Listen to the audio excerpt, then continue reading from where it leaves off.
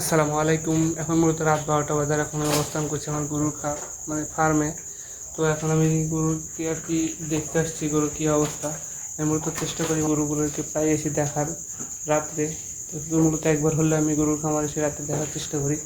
তো দেখতে পাচ্ছেন আমার গরুর বর্তমান অবস্থা। এ দাঁড়ায় আছে, এ শুয়ে আছে, বাছুর দৌড়াচ্ছে, আর এ হচ্ছে দাঁড়ায় আছে। মূলত এই সময়টা গরু জাবর কাটে আর কি। তো আমি যে বিষয়টির জন্য আসছি সেটা হচ্ছে, দেখতে পাচ্ছেন যে গোবর ত্যাগ করছিলাম, আমি একটু আগে পরিষ্কার করলাম। তো আর কি, যখন আপনি গরুর খামার করবেন তখন এই বিষয়টা অবশ্যই খেয়াল রাখতে হবে, কারণ গরুর গোবর যত পরিষ্কার করবেন, দেখতে পাচ্ছেন ফ্লোর পরিষ্কার, গরুর গাও পরিষ্কার। দেখতে পাচ্ছেন আমার কোনো গরুর গায়ে ময়লা নেই। আমি চেষ্টা করি সবসময় গরুটি পরিষ্কার রাখার।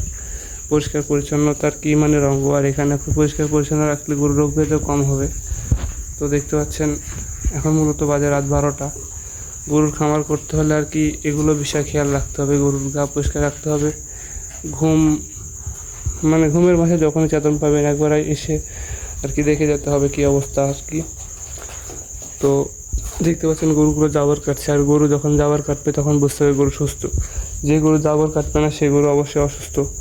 দেখতে পাচ্ছেন কিছুদিন আগে যে বাছুরটা হয়েছে, বর্তমান অবস্থায় বাছুরের অবশ্য অনেক ভালো গ্রোথ আসছে, কারণ নাকি আমি পর্যাপ্ত পরিমাণে দুধ খাওয়াই। তো আলহামদুলিল্লাহ গরু এখন সুস্থ, কারণ 3টি গরু জাবর কাটছে। তো মাঝে মধ্যে আর কি উঠে আর কি দেখা উচিত, কারণ গরুর অতিরিক্ত খাবার খেলে দেখা যাচ্ছে যে গ্যাস হয়, পেট ফুলে যায়। আর এগুলো গরু আর কি অতিরিক্ত খাবার লাগে, কারণ আর কি মাঝে মধ্যে দেখা দরকার। তো আজকে এই পর্যন্তই, সবাই ভালো থাকবেন। আসসালামু আলাইকুম রহমতুল্লাহ।